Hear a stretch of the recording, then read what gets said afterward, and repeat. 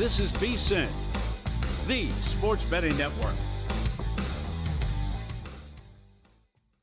The numbers told the story, they always do.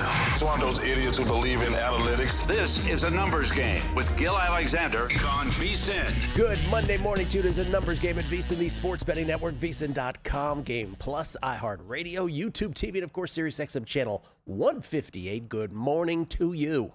It's Gil Alexander. That right there is Kelly Bidlin, everybody. My little buddy, Kelly Bidley. Hey, yo, how we doing? I'm doing well. How was your weekend? Good, man. Nice, relaxing weekend. Lots of football. Yeah. That's for sure. How was yours? Lots of football. Lots of football. Lots of tennis betting overnight as well, but lots of football. Nice. Where's tennis at right now? I'm 3-1 here tonight with the north of a $2 dog hitting. So really, it's like a 3-unit fest so far, but one pending here. Osaka? No, I didn't touch the Osaka match. You don't want to hear about this, do you? Like the San Mezes of the world, and you don't want to hear those names. Sure. Yeah, that sounds like exciting radio right now in the middle of football season. Football season, my God. Week 7, guessing lines in the National Football League. We will do that, the weekly exercise that we do here to try to extract value from the upcoming week's NFL games. I am in a cocoon. I don't know the lines. We'll go through yesterday's games, and in that process, I will guess the line, and Kelly will tell me what the actual line is and whether there is difference. We look to bet. That's how it works. Last week, mixed results. The Giants was a reaction. That one worked out well. The Colts was a reaction, too. That one did not. CLV for both.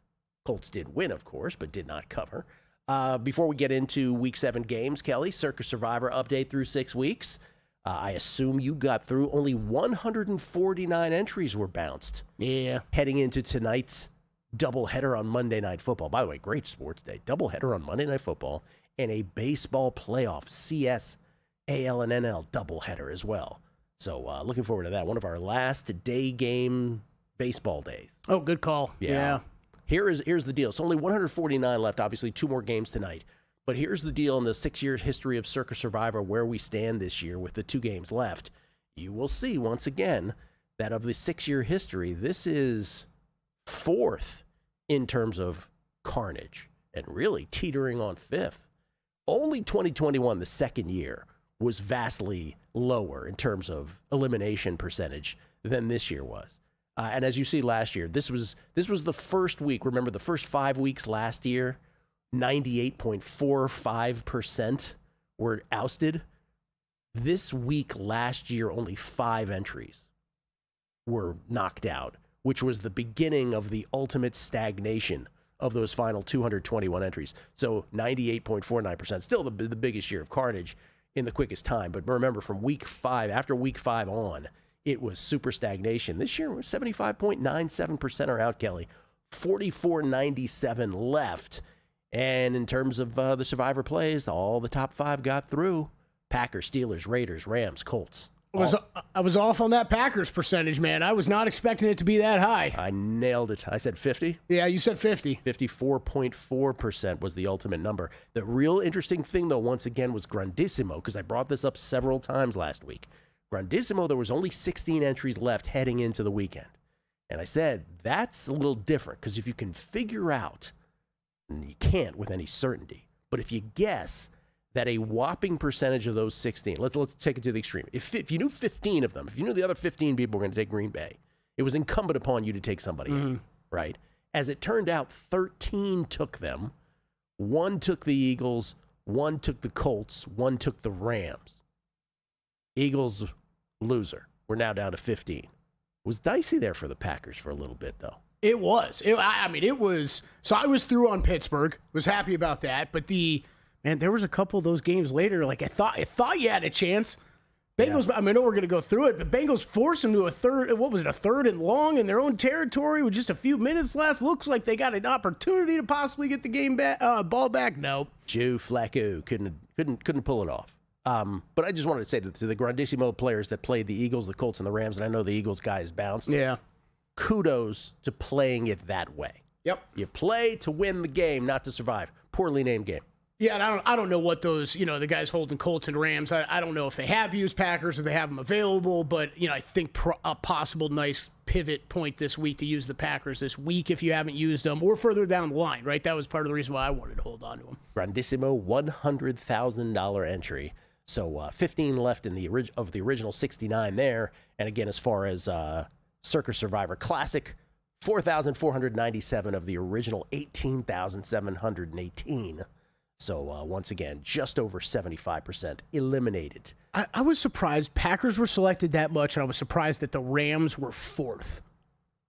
Yeah, I would have thought based on, we talked about this when we did the Survivor thing. Yeah. We do the Survivor sort of, who are we considering, who are we not considering? By the way, I'm not in it anymore. But hypothetically for me, who would I consider, who would I not? On Tuesdays, I would have, remember the Rams was our first hedge one in the middle where it was like, well, it depends on the Ravens injury report. Mm-hmm. So, maybe because of that, it wasn't as high that, Hamilton played, for instance. Right. That guy. So I don't know. Maybe it wasn't as stark of an injury report as, by the way, that wasn't a real easy peasy game either. No, it wasn't. None of it, they all got through, but none of them were, those two anyway, were not very good. And at halftime, you weren't feeling great about where you were at with the Rams, that's for sure. No. We'll go through it all. Let's begin with Thursday Night Football. Let's do it. Guessing lines, Week 7 in the National Football League. We don't have the intro? Okay, great. No. All right, Thursday night, Steelers at Bengals. Steelers at Bengals. The 4-1 Pittsburgh Steelers, Kelly. And the 2-4 Cincinnati Bengals, the aforementioned. Pittsburgh, by the way, not much to say about this game. They beat the Cleveland Browns. And 9-3 game at halftime. Chris Boswell with 3 field goals. Andre Schmidt with 1. It's Schmidt, right? That's how you pronounce it. 9-3 Pittsburgh at the half. Pittsburgh, first time they get the ball, second half, 3 and out, but Cleveland runs into the punter. Waitman extends the drive, and then Pittsburgh matriculates Rodgers to Connor Haywood from 12 out.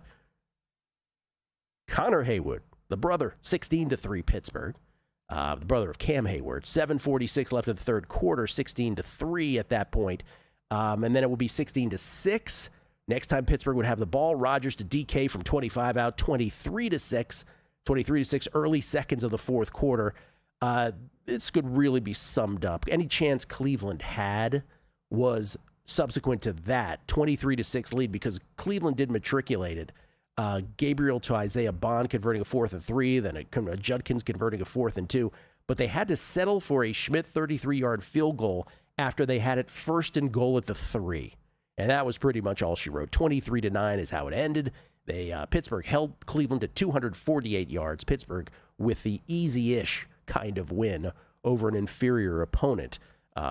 Jury's still out on the Steelers, but 4-1 is 4-1. Yep. They banked the wins, this team. 52 pass attempts for Dylan Gabriel. Yeah. Cincinnati, as we just alluded to, it's Pittsburgh at Cincinnati. Cincinnati, as we just alluded to, lose to the Packers as more than 2 touchdown dogs, but they made a game of it. Packers, first time they got the ball, they matriculated 3rd and 5 at the Cincinnati 19. Love tried to extend the play. He was flushed right. He did extend the play, but he was picked off a deflection by Geno Stone. And you're like, okay, maybe this is a sign of things to come. But a Lucas Havrasik 43-yard field goal made it 3-0 Packers early second quarter. And 2 sequences later when they got the ball from their own 20, Love to Golden for 35, Love to Jacobs for 29. Add in a defensive hold, Jacobs in from 1, 10-0 Green Bay. At the end of the half, in case you missed this, Evan McPherson was lined up to kick what would be an NFL record 67-yard field goal, and they whistled it dead as the ball was being snapped. So he went ahead with the motion, and his practice-ish kick, if you will, made it from 67. It hit the crossbar and bounded over, much like Justin Tucker's NFL record 66-yarder did. Of course, when they reran it, he missed it. Yeah. So no NFL record. So anyway, 10-0 at the half. Green Bay led it. But then Cincinnati, first drive, third quarter from their own 22. They get it to 1st and goal at the doorstep. Then a false start and a sack put them back. 3rd and goal at the 10, no matter. Flacco to 10 or Hudson for 8. Then 4th and goal at the 2 to Hudson touchdown. It's 10-7 Packers with 4:46 left in the third. Packers would respond. 9 plays, 66 yards. Jacobs 14-yard touchdown run right down the middle. 17-7 early seconds of the fourth. Then at 17-10, Green Bay would respond again. 6 plays, 62 yards. Love to Kraft for 19. 24-10. Cincinnati right back. 4th and 5 at the Green Bay 19. Flacco to Jamar. Amazing catch with one hand available, no flag thrown, 24-16. And then Cincinnati went for 2, and they converted that to Chase Brown. So it was 24-18 Packers with 4:11 left, but they got the Haversick field goal to make it 27-18. And then a McPherson 56-yard try would go wide right. And that was it. Green Bay survivors survive. Pittsburgh at Cincinnati. I said Pittsburgh -4.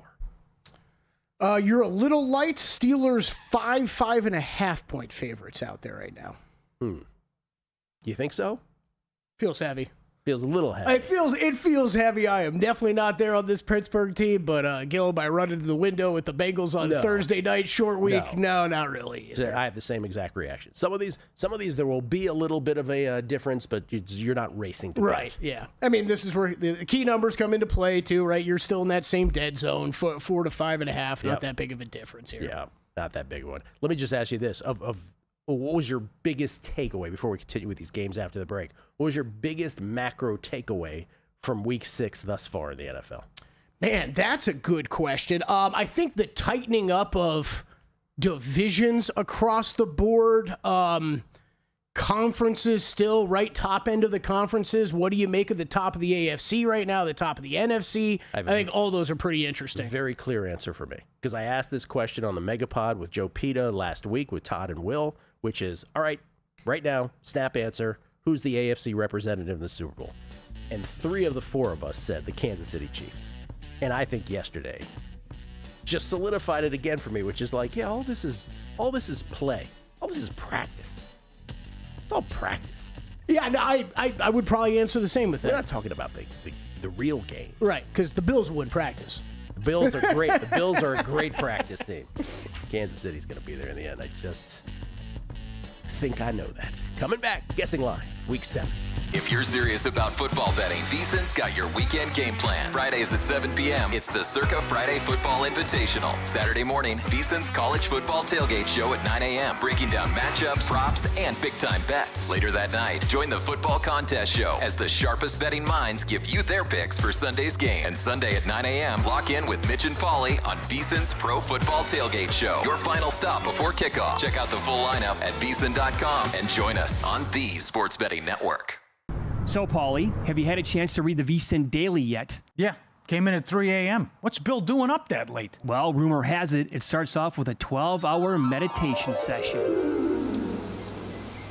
Then he just pours himself over film and live TV, really focusing and taking it all in. Bill's in with the biggest insiders, talking trade secrets, strategies, the whole nine, absorbing the info. And then and only then can the writing process begin.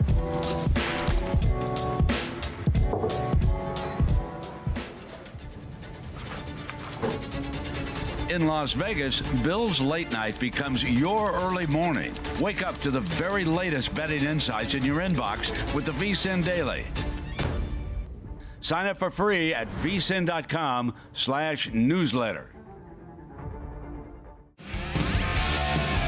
Coming up on the next edition of Follow the Money, another Monday night doubleheader. Bills, Falcons, Bears, Commanders. We break it all down with props and trends. ALCS, NLCS underway. Nick Whalen to talk NFL and props from the games. Same thing with Warren Sharp and a recap of Week 6. Follow the Money, 4 to 7 Eastern on VSiN, the Sports Betting Network, now Sirius XM Channel 158. Check out the website for all the betting tools and analysis, or get the VSiN Watch app.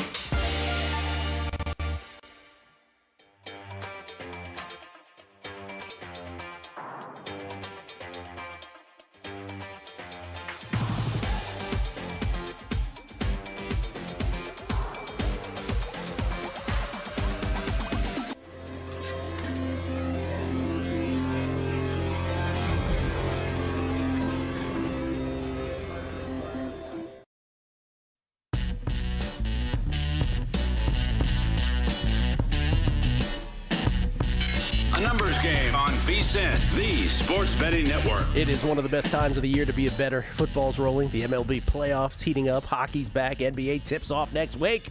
VSiN Pro gives you everything you need to win across every sport. Daily best bets from VSiN hosts and guests. Real-time DraftKings and Circa betting splits. AI-powered prop tools and matchup analysis. 24/7 video and replays on the VSiN Watch app. Plus our new NBA betting guide with previews of every team, best bets, player props, and live betting strategies. Start betting smarter today for just $9.99 or save 50% with an annual plan. Sign up now at VSiN.com/subscribe. That's VSIN.com/subscribe. Huh, didn't know I was on camera for that. Sorry about that.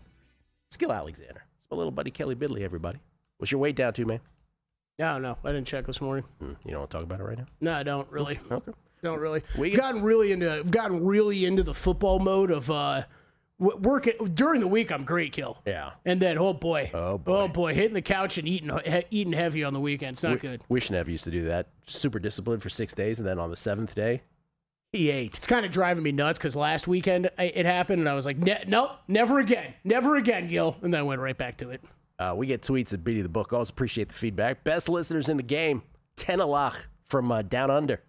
Your breakdowns of games on guessing lines are so helpful to an Aussie who can't keep up with all the action or workday Monday. On top of all the insights into future value, love your unique take on game stats and plays. Looking forward to guessing lines. Thank you, Tenalach. Always appreciate it. Appreciate the comment. Bob C-137, when you wake up already in the black on tennis with 2 very live matches in progress, your pro subscription paid for itself, and it's a nice bounce back from the keister soreness after that Detroit teaser debacle. Oh, yeah, Detroit a teaser, too. Jeez. Yeah, me too. Gil on tennis, is there anyone better? That's very nice of you to say. By the way, to answer your question from earlier, Kelly, winners on Kessler, Sanmez, and Starodubtseva last night is a plus 217 dog. Lost on Emiliana Arango for the 3-1, and right now sweating through Wang Ziyu as a plus 190 dog. Right now, she is down a set but up a break in set number 2 against Diana Schneider. So looking for the 4-1, at worst a 3-2 with a $2 dog in there. Where's Ningbo? It is in China. China, okay. It is south of Shanghai. Gotcha. No, there was another one. There's also an event in Osaka. That's what I got thrown off before. Yeah. Asian swing. Men are indoors, ladies are outdoors, I believe is the blue blanket. Yeah, see, men in Stockholm and Brussels. Not this week. Are they this week? I don't think they are this week. I could be wrong about that. Yeah, they're going. Indoors, that's right. Indoor Talon Greekspor. Hard indoors, always a little. He's live right now. Always a little tricky. Are we back and playing in arenas that look like they were built in? Kelly's favorite thing is when they play indoor tennis and there's like 5 people in the stands. It's like everyone looks like the Hoosiers arena. It's the WTA finals. There's 10 people there. All right, next up, let's head back to London. Rams and Jaguars. How bad was the London game? So bad, Gil. Oh, my God. And I think I watched more of it than any other game. Why are we talking like I this? don't know. Rams at Jags, you said? Yep. Rams beat the Ravens, but, like we were saying earlier, it wasn't exactly a stomping. It was 3-0 Baltimore. And then Rams, Joshua Carty lined up for a 26-yard field goal, chip shot, right? Doinked it off the right upright. You're like, oh, no. Is this going to happen? Baltimore, 3rd and 7 at their own 23. Rush, though, picked by Quentin Lake. And you're like, it's not going to happen. Rams, next play, Stafford hit by John Jenkins. He fumbles. Jenkins recovers. Maybe it will happen. Talk about an upset. But then Baltimore, 4th and 3 at the Rams 34. Rush incomplete, intended for Zay Flowers. Had no chance, and the Boo Birds reigned. All right, 3-3 later in this game, second quarter. Baltimore, after a fumble on a punt return, was nullified by a penalty. LeJonte Webster returned the punt 35 yards, set up at the Rams 32. 2nd and goal at the 1. Andrew stuffed. 3rd and goal. Andrew stuffed. Remember, it's a 3-3 game. 4th and goal. Henry hit for a 2-yard loss, halftime. That's when you knew it wasn't going to happen. You should probably just give it to Derrick Henry there more often, Gil. Yeah, not just the 4th down play. Not just the 4th down, when it's incredibly obvious who it's going to after Mark Andrews gets stuffed. This is our tight end. He's lined up here. We will give it to him. Also, I'll be the guy who's the Eagles tush push guy that circles back to. They're the only one who could do it. It ain't that easy. Everybody wants to yell about how easy it is and we should get rid of it and nobody else can do it. Rams wake up, 3rd quarter, 4th and 2 at the Baltimore 33. Stafford to Kyron for 30. Next play, Kyron in from 2, 10-3. Baltimore then first and 20 at their own 26. Rush to Zay, hit by Nate Landman. Fumbles. Quentin Lake recovers. Returns at 20 yards. Rams set up at the Baltimore 21. 2 plays. Stafford to Higbee. Tyler Higbee, ladies and gentlemen, still playing ball from 8 out. 17-3 Rams. 10:20 left in the third quarter. And that was basically it. They just sort of traded bad drives from there. Rams win it by 2 touchdowns. Covering in the process. Now, we'll get to Baltimore later, because they dropped to 1-5, but we want to keep it to the Rams at Jacksonville here, which is a game between 2 4-2 teams, right? This is kind of a marquee matchup of the week, I would imagine. Yeah. Rams at Jacksonville, 2 4-2 teams. If you missed it with Jacksonville, this was one of the bigger matchups of the weekend against Seattle. Jacksonville led this game 6-0 on the second time they got the ball. 8 plays, 61 yards. Lawrence to Brian Thomas Jr. from 21 out, but Cam Little missed the extra point. So 6-0 late first quarter. Then it will be 6-3. Seattle first play after that. Darnold to Jackson Smith and Jigba for 61. Touchdown. 10-6 Seattle. 8:34 left in the second quarter. Then at the end of the first half, Little would miss a 50-yard field goal try. Seattle would turn right around from their own 40 with 58 seconds left. Myers would make a 53-yarder. So it was 13-6 at the break.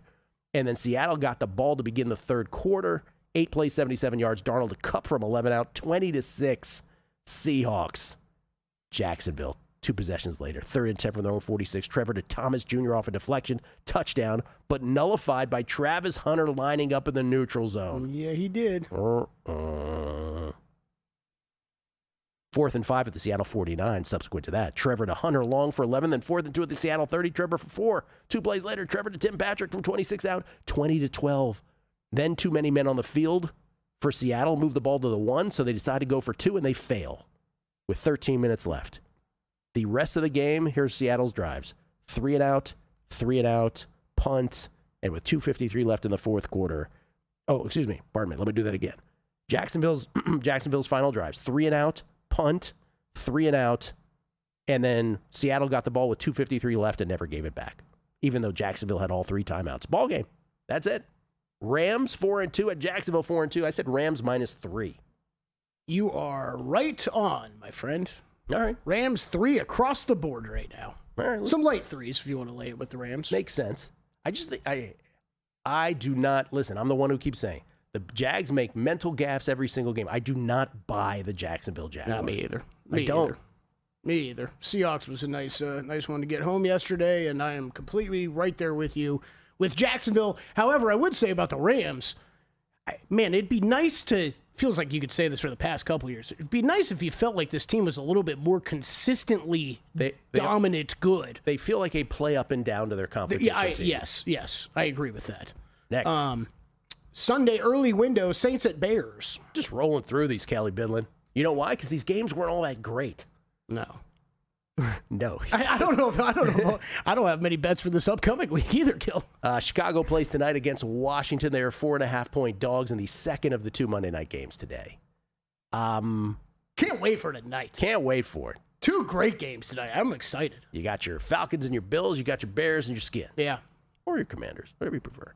New Orleans at Chicago is a barn burner. The 1-5 Saints against the currently 2-2 Bears. Sight unseen for tonight. New Orleans loses to New England. Was 3-0 New Orleans. New England goes on a 4-play, 65-yard drive made to Demario Douglas from 53 out, 7-3 New England. Less than just over 4 minutes into the game. Next time New England got the ball at 7-6, they'd go 69 yards, made to Keyshawn Boutte from 25 out, 14-6, closing seconds of the first quarter. Then New Orleans would have a 60-yard drive. Taysom in from 1. Hey, Taysom Hill sighting. 14-13 New England. And then later in the half, when it would be 16-14 New Orleans, they would actually take a lead. New England, 7 plays, 73 yards, made to Boutte from 29 out. Ramondre, 2-point conversion, 22-16 New England. By the way, if you were watching Red Zone, they then did a 5-minute autopsy on what the score actually was at that moment, because they got confused on the Red Zone, and so they wanted to explain to people why they got confused. I didn't hear this one. Red Zone had some moments yesterday. The Kennedy assassination did not get as much scrutiny as the last sequence of that Patriots-Saints first half. It was ridiculous. I didn't catch that. Well, I forget what game it was where It wasn't that important. It was just like, okay, we get it. You guys made a mistake. It's no big deal. Just move on. Did you? I don't remember which game it was. Did you catch the game, though, they were playing? I only caught it on Red Zone, but it was the actual in-game announcers where the play-by-play guy, he lost communication with, like, the producer and his and the color commentator. He just kept saying, I can't hear anybody. And you're like, I clearly didn't know he had a hot mic. Unprofessional. Anyway, 22-16 at the half. They would trade field goals, 25-19. And then New England from their own 21 with 3:43 left. New Orleans has all their timeouts, but a May to Boutte 27-yard pass and catch sealed it when Vrabel successfully challenged that Boutte was in bounds when he caught it, helping milk the clock. Ball game. New England gets it done over. Again, another feisty effort from the Saints, even though they don't win. I'll say Chicago -4.5 hosting the Saints, sight unseen on the Bears. Yeah, another one you're a little light on. I'm surprised. Bears 5.5? Surprised by my guess or surprised that it's heavier? No, surprised that it's heavier. Yeah. I mean, we're not talking much, 4.5 to 5.5, but it still feels pretty heavy. All right. No real value found yet. We search, and we'll do baseball a little later with Adam Burke as well. It's a numbers game right here at VSiN. Got a good thing coming. Just wait and see. It's a good.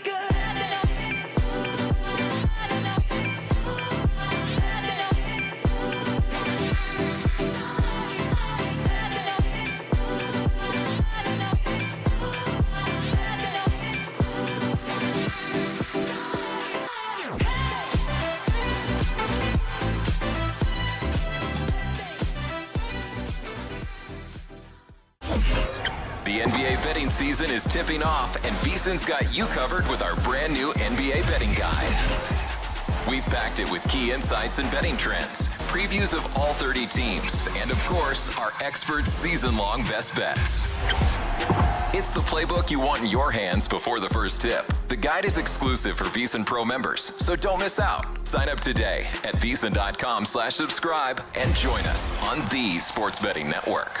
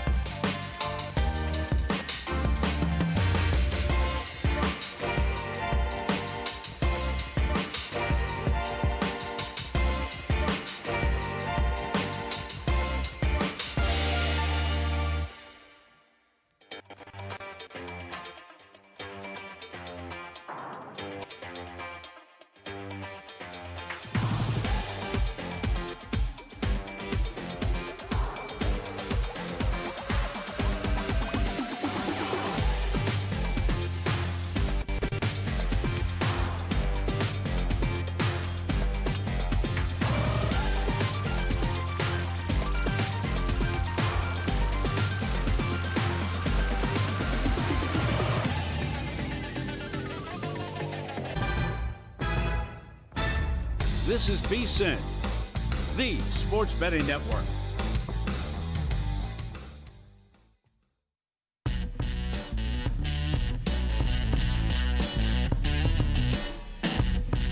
A numbers game on VSiN, the sports betting network. VSiN Pro subscribers now have exclusive access to our new AI player prop projections powered by Opta AI, the same trusted brand behind soccer analytics in the UK. You'll get AI-driven projections for quarterbacks, wide receivers, and running backs across the most popular prop categories, compared directly to current DraftKings lines to highlight value. Sort by player, gamer, stat, and track how projections shift throughout the week. With injury updates and team trends, VSiN Pro subscribers can see them now at VSiN.com/props. That's VSIN.com/props. Why you got to spell VSiN but not props? PROPS. Thank you very much. Thank you very much. We get tweets at Beating the Book. Fred Leonard's Week 7 Survivor, or as it's more commonly known, are we really about to use Drake May on the road week?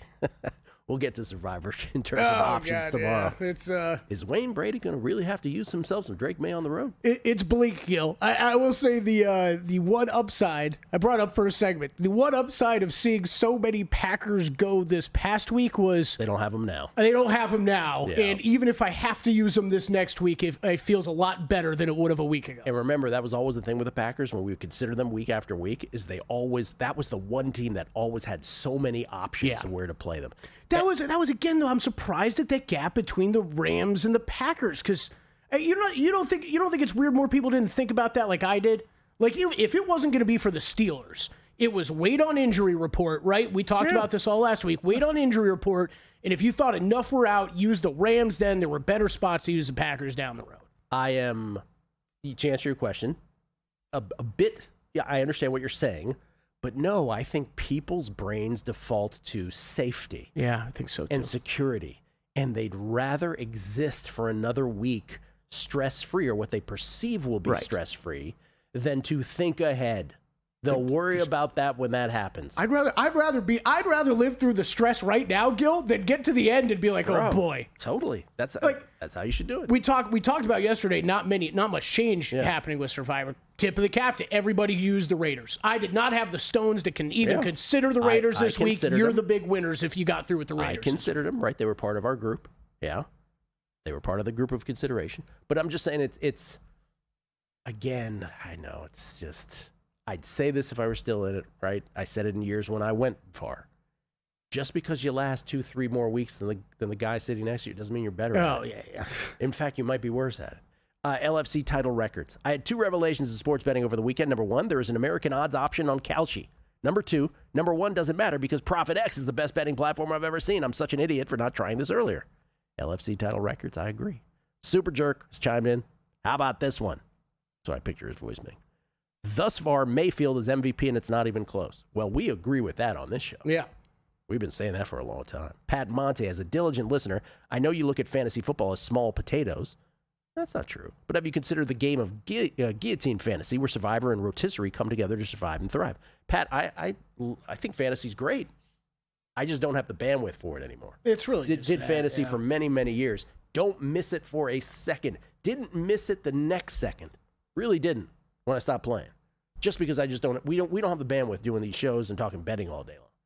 But I think it's great, and yeah, the Guillotine League, I would love to try one if I was into it. And it's bandwidth perfect, time an issue, right? And I'm competitive. If I'm going to play in fantasy, totally, I'm going to be the guy who's up at 4 a.m. or whatever it is when free agency hits, so I can scoop up all those guys before you get up at 7 a.m. and get to them. And once you start working and we're doing stuff back and forth with betting, once I can't do that, Gil, I get angry and I don't want to play anymore. Sean Fox plays. What is the correlation between Kelly's weight loss and having to watch that terrible team in Tallahassee play? Here's for hoping 5 more years of Norvell. Go Canes. Well, that's a good point. There is a correlation. I haven't lost much weight since they've started losing football games. The more you lose weight, the more they lose football games. No, the opposite. I mean, the other way around. Yeah. Oh, the more you, that's correct. The more you lose. Because they started losing when I haven't really dropped much the past few weeks. You're on watch, Knowles. You're on watch, Norvell. What happens if you gain weight? Then they just stink totally. They don't score.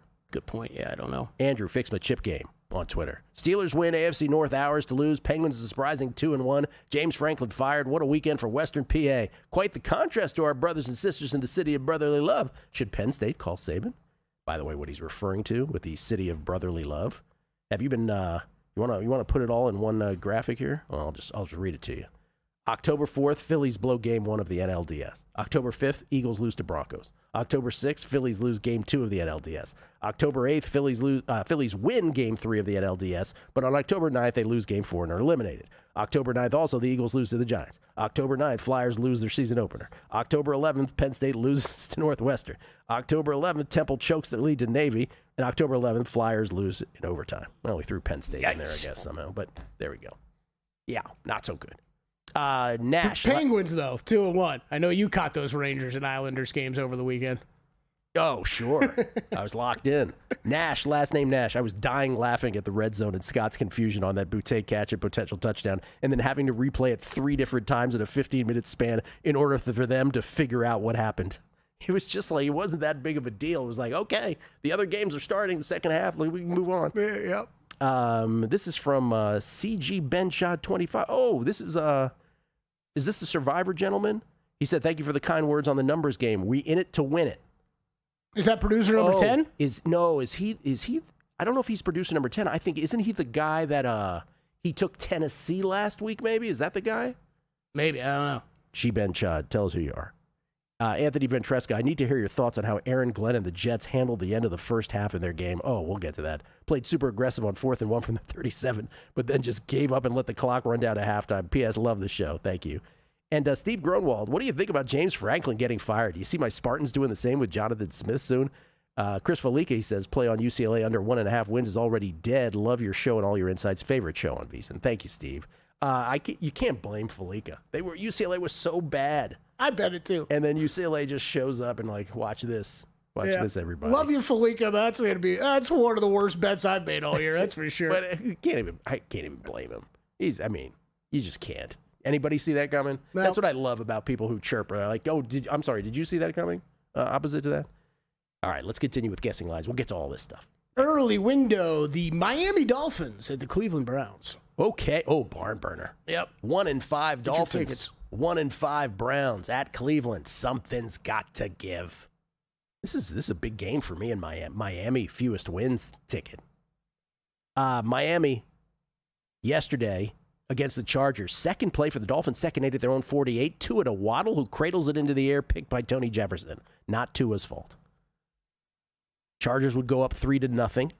Chargers ball 2nd and 7 at their own 43. Herbert to Aronde Gadsden. Wow. Aronde Gadsden sighting. Hit by Rasul Douglas. Fumbles recovered by Jordan Brooks. Miami first play. Achane 49 to the hizzy. 7-3 Dolphins. 4:03 left first quarter. Then we get to 7-6 on a Dicker field goal. Then to 9-7 Chargers on another Dicker field goal. By the way, Cam Dicker, he is the most underrated human being in football. He does not miss ever. Yeah, he's pretty good. 9-7 Chargers. Patterson would then give the Dolphins a lead back at 10-9. Field goal fest at this point. Miami then, Tua to Waddle, 45-yard hookup on 3rd and 10 at their own 38. Sets up a fire drill. Patterson, 27-yard field goal, 13-9 Dolphins. Tried to make that field goal as exciting as possible for everybody. 13-9 Dolphins at the half. Are the Chargers really going to lose to this team? Chargers second half, though, much different story. 13 plays, 72 yards right out of the gate. Herbert to McConkey from 5 out, 16-13 Chargers, halfway through the third. Then Miami, 3rd and 13 at their own 22. Tua picked by Benjamin St-Juste. Washington, great. Chargers set up at the Miami 37, 4 plays. Herbert to Kimani Vidal from 7 out, 23-13 Chargers, 3:55 left in the third. Dicker field goal made it 26-13. This is in the fourth quarter, but Miami was like, watch this. 69 yards, Achane in from 4. Man, is he fast. 26-20 Chargers, 7:56 left. They'd have to punt. Miami gets it back with 6:19 to go from their own 18. They matriculate 13 plays, Tua to Waller from 7 out, and the Dolphins take the lead with under a minute left, 27-26. Wow. Jim Harbaugh, you going to lose to this team? Chargers have 1 timeout left, but you know what happens in this league these days, Kelly? Nyheim Hines, 40-yard kickoff return, set up at their own 41. Second play, Herbert to McConkey for 42 to the Miami 17. Great play by McConkey. Yep. Juking defenders. That set up a Dicker 33-yard field goal. Good. 5 seconds left. Chargers win. By the way, last play of the game, Tua got picked again by Derwin James. It looked for a second like Derwin James was going to house it. I thought so, too. To kill spreads. Yeah, I thought so, too. But he decided finally. He thought about it twice, you could tell. He was like, okay, I'll stop. Chargers win it, Dolphins cover. And then Cleveland, we already talked about losing to Pittsburgh. Dylan Gabriel was 29 of 52 for 221.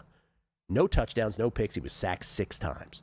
I will say Cleveland's the favorite, but not quite by 3. I'll say by 2.5. Ding, ding, ding. 2.5, right on the number. Bingo, bango. Everywhere on the board except for South Point with 2. This opened, so this is taking Cleveland money, too. This opened 1.5, too. Tua, after the game, talking about people, like his teammates not being accountable, not showing up for meetings. Mike McDaniel had to run a little interference afterwards because Tua also said stuff about leadership, which could have pointed to Mike McDaniel. And Mike McDaniel after the game was like, well, he's just talking about people missing meetings. I don't know. This first coach fired thing is this. You said it before the show. Could be a race today. It feels like this might be the week. I think it's the week. Who's first? I think it's Callahan. No, I think it's McDaniel. I'm going to say no one gets fired this week. Next week it'll happen. Coming back. As sports fans, we may cheer for different teams, but there's one thing that we can all agree on. We want the game to be big.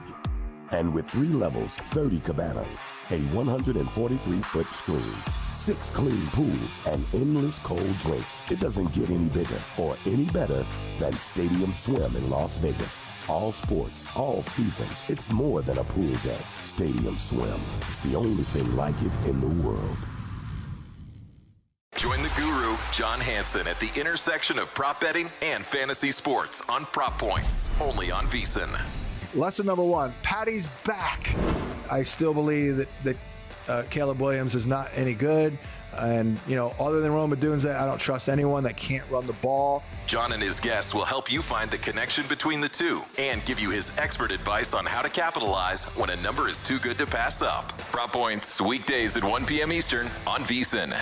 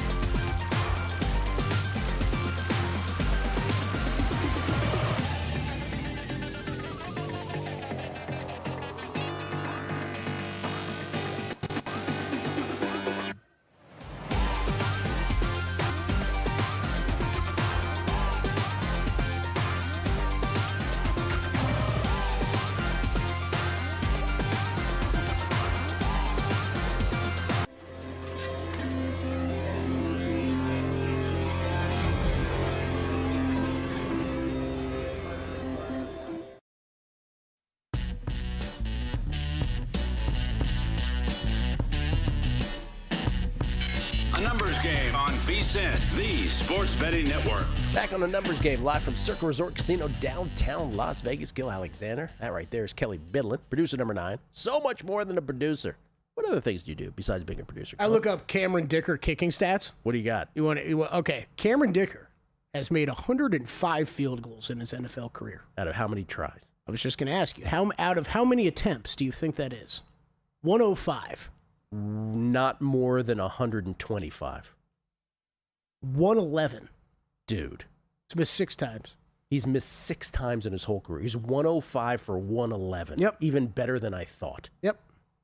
I don't know if what you require in a kicker, maybe you like the sexy 65-yarders, but I'll take the guy who makes 105 out of 111 every time. Also, he's the most underrated player in the entire National Football League. All of his misses. No. All of his misses except for one lifetime or 50-plus. Dude, I'll take He's missed one in his career. Under 50 yards. He's a robot. Love that guy. We get tweets at Beating the Book. Bet in the Woods. I have 3 left in Survivor. Would we be up for a Browns or Dolphins Circa Survivor play? Browns are on my short list. Would be a nice team to bank. Ooh. Well, like Browns or Dolphins? He's saying he likes the Browns. Oh, okay. You got onions. That's what you got. Rhodes knows. Was last night a Super Bowl preview? I'm glad he asked this. 25-1 on DraftKings. Thanks for the show, guys. Thank you for listening. I feel like it's a Super Bowl preview last night. Yeah, probably. You, Mr. Bills, Mr. Josh Allen, saying that? Probably. Okay. I will. I'm not gonna sit here and argue with you about the Chiefs in the playoffs. Okay. Bills, I think, still finish with the best regular season record. I think they get the 1 seed. The Chiefs have been to 5 out of the last 6 Super Bowls. I feel like we don't emphasize that enough. I don't. No, we don't. I feel like. I mean, we're going to do our power rankings tomorrow, but I don't. Even with that loss last night, and no, we're going to get to it. No, I don't think it looked great for Detroit. I still think they're the best team in the NFC. I said earlier about the Rams. The Rams are the team that plays up and down to its competition, feels like. The Lions are the team that are the bullies, to use the Dr. Bob word as applied to sports betting. I feel like when they're up on a team, right, they can just pound you into oblivion. But if you get punched in the mouth, like the Commanders did in the playoffs, or like the Chiefs did last night, and you fall behind, I'm not sure Jared Goff is built for that. Mm-hmm. So, anyway, let's find some value. I think that's fair. Let's find some value. I haven't found any yet. Week 7. All right, early window. Patriots at Titans. Jeez. 4-2 Patriots, 1-5 Titans. Drake May yesterday in victory over the Saints was 18 for 26 for 261, 3 touchdowns, no picks, 9 carries for 28. Boutte 5 for 93, 2 touchdowns. Tennessee loses to the Raiders. Again, another game there's really not much to say about. 3-0 Las Vegas. When Tennessee had the ball second and 8 at their own 11, Ward hit by Devin White on a full sprint, completely unblocked. Fumbles recovered by Tyree Wilson. Vegas set up at the Tennessee 2, 3rd and goal. Geno to Michael Mayer, touchdown, 10-0 Las Vegas. 5:13 left in the second quarter. And then late in the first half, Ward hit as he throws, picked by Devin White. Great game for Devin White. Then Las Vegas, first drive of the second half. Genty, they go 70 yards. Genty in from 3, 17-0 Raiders. 7:04 left in the third quarter. It would be 17-3 into the fourth quarter, and Geno Smith, up 17-3, hadn't thrown one pass of 10-plus air yards. Jeez. They finally did early fourth quarter. He didn't need to. Just didn't need to. 20-3 later now. Tennessee 4th and 3 at the Las Vegas 4. PI in the end zone. Then Ward to David Martin Robinson for 1 out to make it 20-10 with 3:03 left. But that was just cosmetic. Failed onside kick. Tennessee would get the ball one more time, down 10. They did convert a 4th and 15, but then 3 plays later, Ward would fumble it untouched. Ball game. New England at Tennessee. I'll put New England in no man's land, -5.5. As you should, Gil Alexander. However, we are out to 7s on this already today. Oh, dear God. And I think me and you have done our civic duty of betting the Titans already this year. And no, it's not happening. Thanks, but no thanks. It's very attractive, Titans, but yeah, see you later. This is going to become a thing all year. All year where it's going to be, That's too big of a number for Titans, but I'm not betting Will, you know, when the Megapod last year, this was the running joke, Todd and I, was that Will went to the Titans 100 different times. And when they finished like 2, I think they already have as many covers as they did last year. We were finally by then, we were like, oh, not again. Not again. Wasn't it 2 covers they had last year? It was a record. It was epically poor. Yes.